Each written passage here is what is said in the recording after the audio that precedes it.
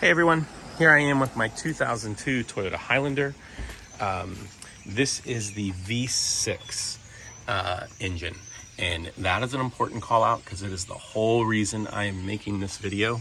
Because when I researched how to replace my Bank 1 camshaft sensor, I found several videos for the 4-cylinder, but I had a very hard time finding videos for this V6. The good news is I did watch the 4-cylinder videos, and replacing the camshaft sensor and that looked far more difficult. The video I watched, they had to remove the alternator and the driver's side front wheel in the wheel well cover to get to it. Both things had to be removed. Good news for the V6 is though it is in a tight spot, it is a much easier repair. So I'm going to show you where this is, but before I do, I'll just call out some of the codes you may be getting. The first one you'll probably see is P0340. That code, P0340, will typically come along with phrasing of Bank 1 camshaft sensor. And if you know about these engines, a lot of V6s sit side by side like this. This engine sits what I would call sideways.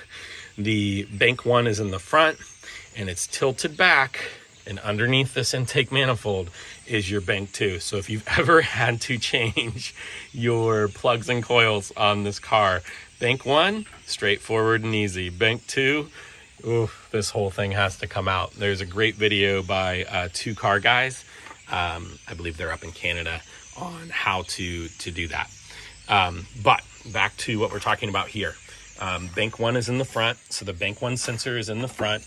If you're getting a Bank 2 code, I have not changed this, but it's going to be back there.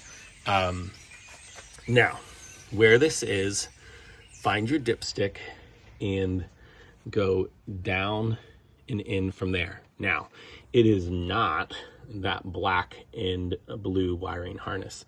It is a red and green wiring harness, and I'm going to do my best to get in here. Oh my gosh. I got lucky there. So there's our Christmas tree themed harness there, our Christmas themed harness, red and green. And there is that bolt. It's a 10 millimeter bolt. And I want to call out that this sensor sits in there at a weird angle, because you need to know that, because attacking that bolt is going to be at an odd angle. Getting that sensor out is going to be at an odd angle. What I did is, the first thing I did is I removed the wiring harness. So squeeze on the side of that harness that's plugging into the sensor and just pull it out slowly, like jiggle it back and forth. It'll come loose. And then I attacked that 10 millimeter bolt there. Now, again, this is a tight spot. I want to call that out. So you can see my hand in there. Getting your wrench into that spot can be really challenging. But again, I was able to find this little guy, but some flexi head wrenches that are slim won't have a problem getting in there as well. But again, I suggest removing the harness first. It gives you more room. Now, a mistake I made when putting in the new harness is I wanted to make sure I had a good electrical connection. So what I did is I plugged it in up here, right out, and then I put the whole thing in already plugged into the harness.